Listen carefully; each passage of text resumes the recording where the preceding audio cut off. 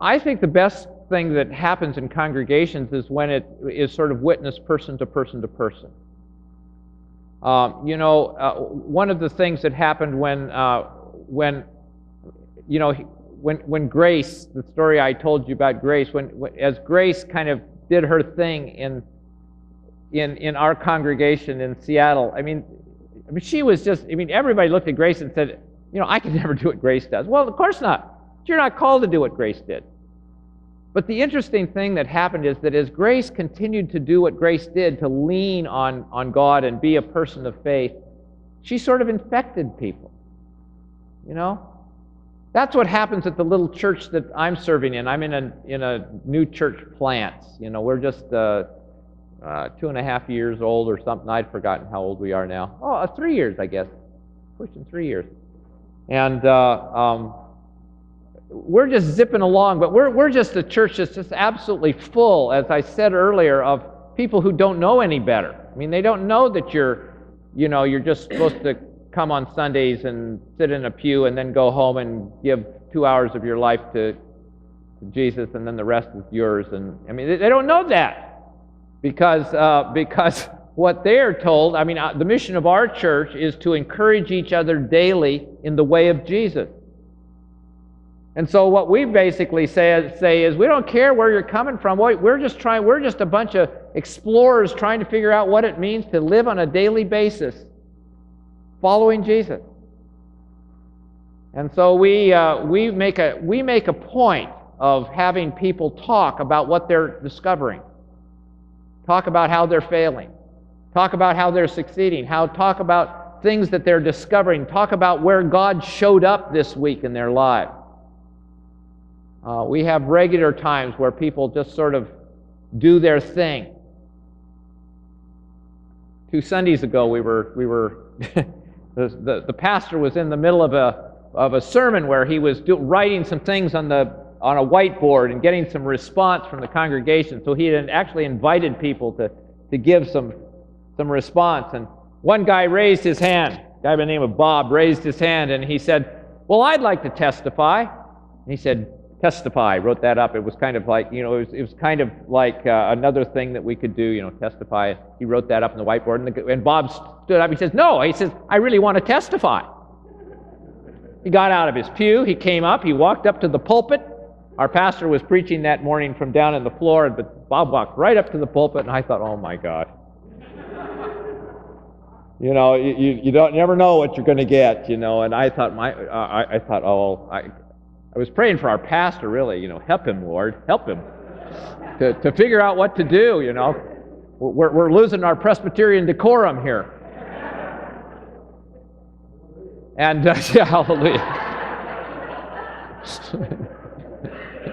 I want you in my congregation. That's what I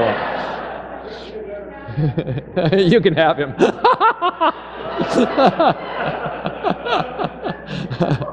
Oh, my. It's an unruly crowd today. But Bob talked very simply about some things that had happened in his life. He's the director of a big international microfinance group. Talked about some things that had fallen apart. Talked about ways that God had sort of visited him that way that week to just encourage him, and talked about the mystery of what it meant to work with God. And then he sat down. It wasn't like a big victory. It was like a big defeat, but God was still there. That was his testimony. God was still there. And our pastor so beautifully wove it into the sermon, and it became one of the things after the service everybody's talking about. Well, God is still there. God is still there. So a whole lot of it, I think, is really not what we do programmatically. It's encouraging people to actually talk about what's going on. And when people begin to talk about what's going on, we encourage that kind of stuff to begin to take over in people's life. Who doesn't want to live a more interesting life? I'm boring, but I'm not that boring. And I want life to be more interesting. And I get pretty excited about the opportunity to sort of stand around and watch God do great stuff. It's kind of addicting, honestly. It really is. Oh, Jack and I were sitting next to each other on the plane yesterday, and of course, Jack and I both have voices that are louder than they need to be. And so we're talking, huh? Yeah. So we're talking animatedly, and pretty soon this guy turns out he's a 30-year-old who's a high school teacher sitting across the aisle from us, leans over, "I can't help but hear you guys," and so we started engaging him in this conversation. Pretty soon we are having this conversation that obviously everybody around us is listening to, about what God is doing, and this guy has written a book about the kingdom, and I mean, it was just this amazing kind of conversation, and you think, this is just really kind of life-ish here. And it's interesting, and, who would have known it? And, and this kid is trying to sort of figure out how he's just got this new book coming out. He's trying to figure out how to promote his book, and we're giving him advice about it and all that kind of stuff. And all of a sudden it occurs to me that, this is kind of providential that he's even talking to us. He's talking to the head of a seminary and the head of a publishing company, for heaven's sake. How do you arrange that on an airplane? So, God is pretty amazing if we open our eyes to see what God is doing. Yes? I've been watching television lately, and a lot of it is about the country of Lebanon, and yesterday there was something about earthquake somewhere else in Japan. What do you think God is doing there? I have no idea. I have no idea. But I do know that God is there. That God will be at work. And I am praying, I was praying this morning, that God would bring God's people there in a way that would be really an opportunity to show the awesome nature of God's love and care for people who are really hurting. We'll see what happens. We'll see what happens. I mean, there were all kinds of, some of you saw some of the wonderful and interesting and amazing pictures that came out of Egypt. During the Egyptian riots, several months ago actually, there were whole group of Muslims who helped to protect some Orthodox Christians in Egypt from some of the Islamic fundamentalists who were not happy with these Christians. But it was Muslims who cared for them. And then in the square, there was the pictures then of the Muslims that at prayer when the government troops were coming in and the Christians surrounding them and holding hands and protecting them. Friends, these are awesome pictures of God at work, with people taking steps of faith and doing things that really need to be done. When these kinds of things come up, there are lots of things that are absolutely tragic in the world. Horrible things that happen in people's lives. And the question is not, where is God? Often the question is, where is God's people? Where are God's people? God's there. God's there. God's at work in mysterious ways. Good question. One more and then we'll quit.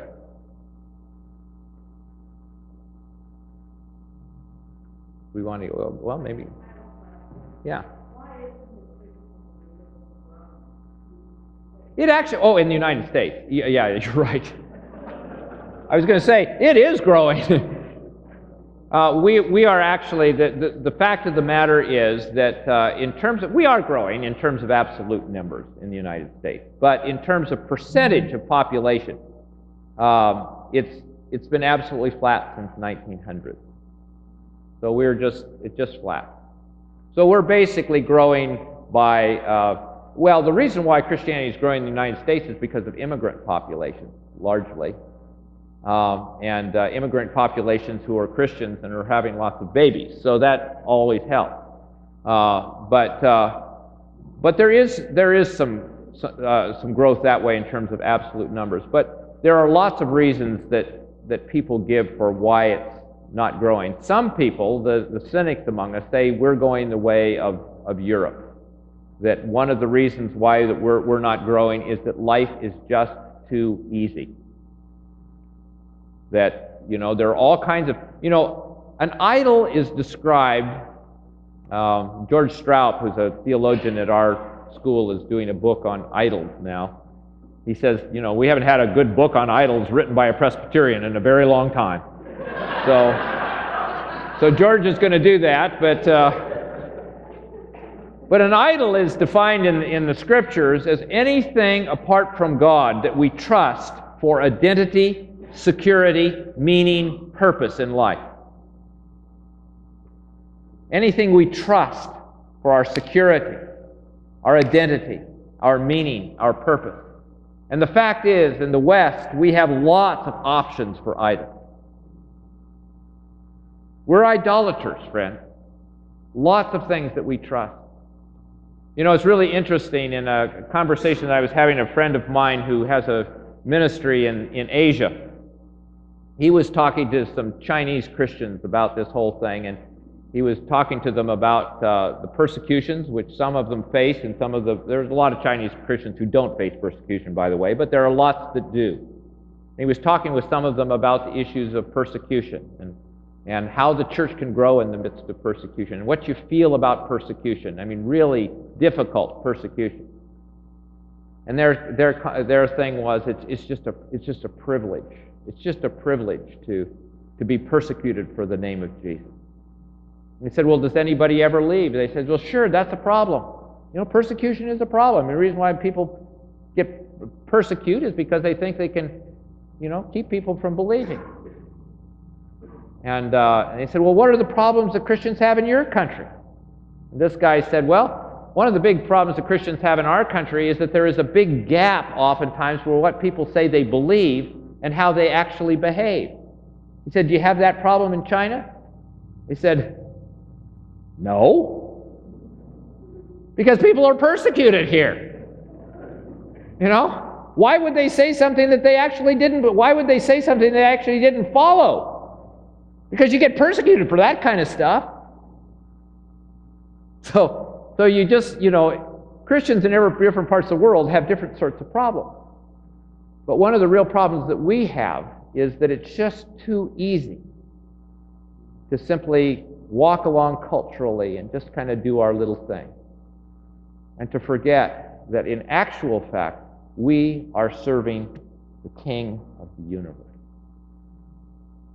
who wants to say and to transform and to do something in our lives, both now and forever. And so we, like the little children in the parable that C.S. Lewis gave, we sort of, play around in our little mud puddle when God is inviting us to go to the beach.